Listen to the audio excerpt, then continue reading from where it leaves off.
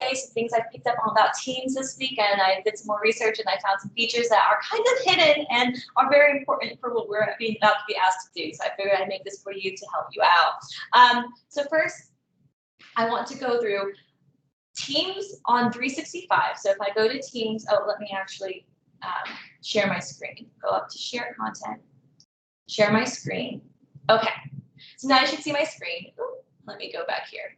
Teams on 365 and Teams in the app, if you just go to, that's the app right there, sorry. If you go to the app or you go up here and go to the app, are the same, but different. Okay, they are Teams, but I just found out that the app version allows you to get access to the new features of Teams, which you have to actually enable, which is kind of crazy to me. I'm going to show you how to do that. So if you go in to the app version of Teams, like you can see right here, and so you might have your channels and everything set up, but go to your profile up here. You see in the top right corner.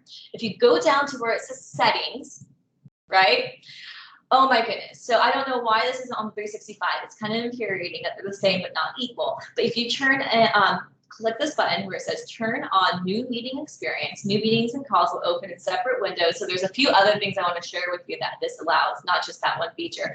So turn it on, and then you're going to have to restart Teams. I just restarted my computer just to be safe, but you have to refresh it, restart it for it to actually activate. Otherwise, you won't see any difference. So here are some of the differences that enables you to do. Okay, so as the first thing you might see in my screen is I don't have my control settings right here underneath my face anymore. They all got moved up here, which is nice because I can go into participants, I can go into the chat bar, the raise hand feature. I can do that a little bit more easily. Another thing it says, it allows you to have the screen separate, so you can still work within Teams or work within your apps and have the meeting. It's not synced up inside of Teams itself, which gives you some multitasking functionality, and that's really helpful if you're a teacher trying to do live. So that's really great right there. Another feature, I'm going to actually maximize it so you can see the whole screen, that you have as available to you is another thing right here. And remember, and this could be your video settings and your mutes and microphone settings. You could switch your camera, so if you have an external camera versus, sorry, that was on and off, right? You can add things there, okay? Another thing I want to show you is this feature right here. If you go to gallery, that's going to be your standard. Anytime you add another student or students are in there, like we've been seeing, the ones that are talking get priority and they go right there. But if you have under, I think it's under 42 students, I might be wrong on that number, but most of our class sizes, you can actually select here, and I don't have students in my meeting right now, so you can't do that. But it says large gallery, and it's going to actually let every student be seen in one place on one screen versus only the ones that are talking, which is really nice. Together mode's the new thing. I kind of like it, because they were saying that they did research on, if students virtually feel like they're together in a room, they still collaborate more versus if they're independent boxes. So what this does is the Teams will automatically, just like the background effects. So here's my classroom, but let me go into background effects. I could change it to the beach or something like that, right? Apply it.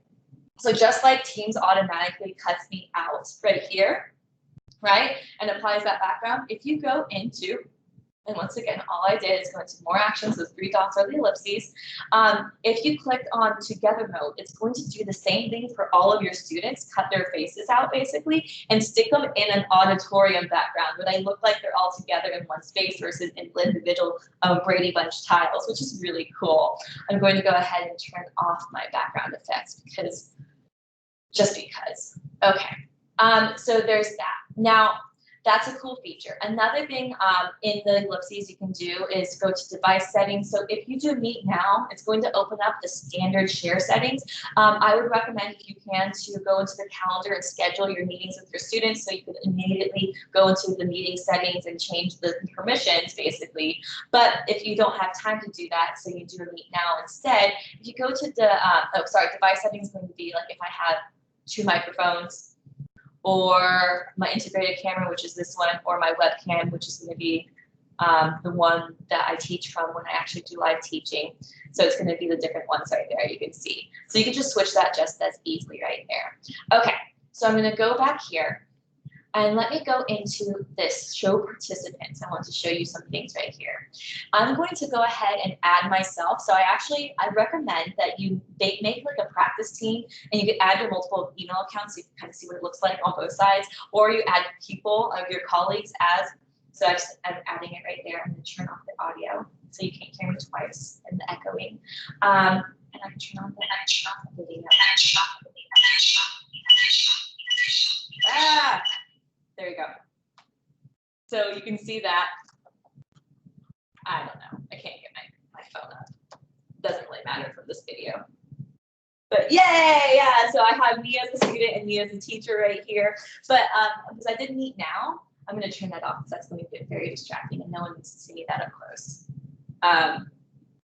Okay, so it's just going to be that.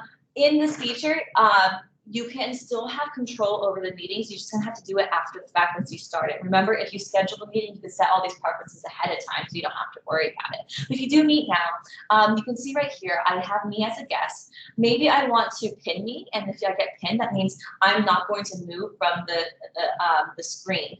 And you'll see, like in the school board meetings, they have the school board members pinned so they don't get booted out when they bring a new person in. So if you have someone talking, you can definitely pin them. You can also go and let me unpin. You can make them an attendee. So when someone joins, it automatically puts them as a presenter, which gives them the permission to mute people, to kick people off, and have them remove them from the meeting.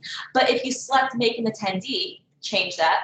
My profile, my second one, is going to be only now as the attendee. And now I won't have any ability on my end to mute people, to kick people out, which is what you don't want your students to be able to do. You want them to be able to just attend the meeting, right? So that's a really good feature there.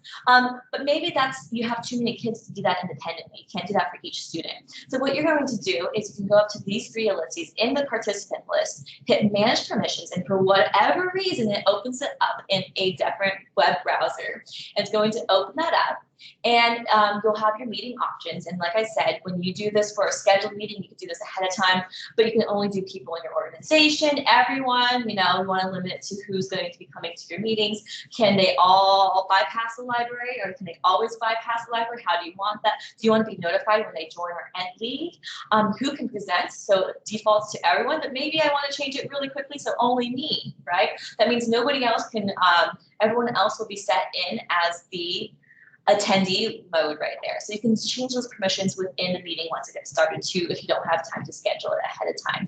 Now this new feature is a really great feature that is so smart for teachers, right? Download attendance list. Oh my goodness. So once you're done with the meeting, towards the end, you can download the attendance list, and it's going to take a little bit of time. I'm going to show you what that looks like. It's going to download to if you go into your files, the download sections, you can see all the ones I've been downloading today. This is the one right now, the 1011, the one that just got downloaded there. So if I click on that, I'm gonna have 2 Excel spreadsheets now.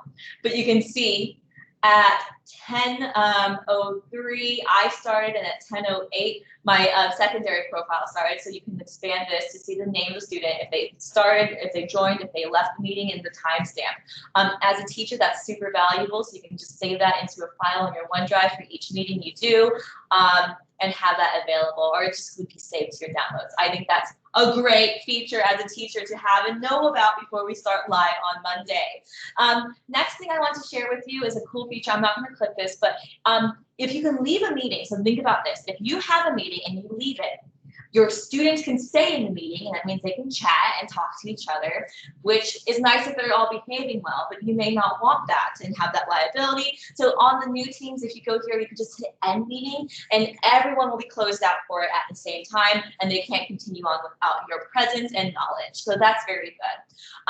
The next thing I want to talk about, so I did attendance, together mode, gallery mode. Oh, okay. So if I share a PowerPoint presentation, sorry, I'm going to go into my share settings, and I'm going to hit a PowerPoint button.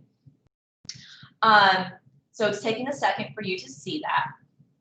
Hopefully you can see my screen right now. I just made a really cutesy slide that could be like my, if between class so the kids know I'm not ignoring them kind of thing. You might want to do something like that. So I made this in a PowerPoint presentation. I don't know if you know, but when you share a PowerPoint presentation, your students have the ability to move through it. So if I had more than one slide, they can actually go through it for your content. You can click this and they won't be able to move through it, which is really nice if you want them to stay where you are. You can stop presenting it, but this is a really cool feature too. So if you hit this, so go into the ellipses, more actions, the focus button. Do you see on the bottom here, you can see me, you can see my guests, so you'd be able to see all of these faces, and that might be distracting for students because they'd be like, nah, you know, doing all these funny faces. So if you hit focus button there, it's going to maximize the screen that you're sharing the presentation and eliminate the other features and other people. So that's going to be really nice to help kids focus, as it is called. Once again, that's the ellipses and this focus button right there. I love that. And the next thing I'm going to share with you is the next share setting. So let me go into share content. I'm going to go back into my desktop, because what if you want to share, for example, a video on YouTube or a video on Safari Montage, and you want your students to hear the audio of the video as they're playing it, not through your headset, right? You want them to hear it on their computer device, whatever. So this is one of my videos that you might want to watch and what it looks like from a student view to turn in assignments through Teams. But if I go and I'm sharing my screen, remember, if you just put your cursor to the top, you can give control to other people, but this is the one that people are missing. If you move your cursor to the top, it's going to bring down a bar and it says include system audio. It already defaults to nothing. When you're available, but, can you come see sorry. Miss Finale in the main office, Miss Schmidt?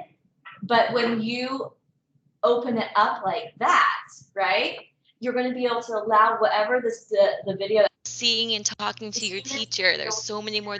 That video on their device, not going through your speakers, which I think is very, very valuable. Now, again, Teams on, let me pull up here. Teams on 365 has a lot of great features, but it doesn't have, and I don't understand, like, I cannot for the life of me understand why they're not equal.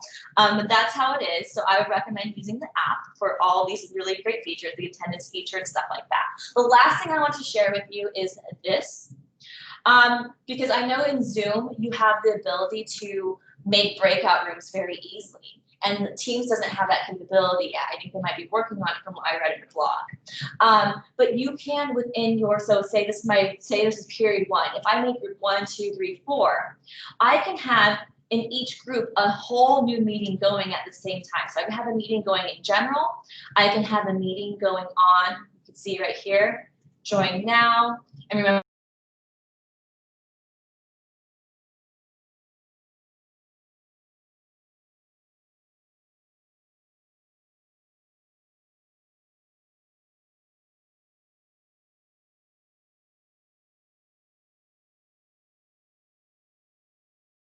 all those meetings.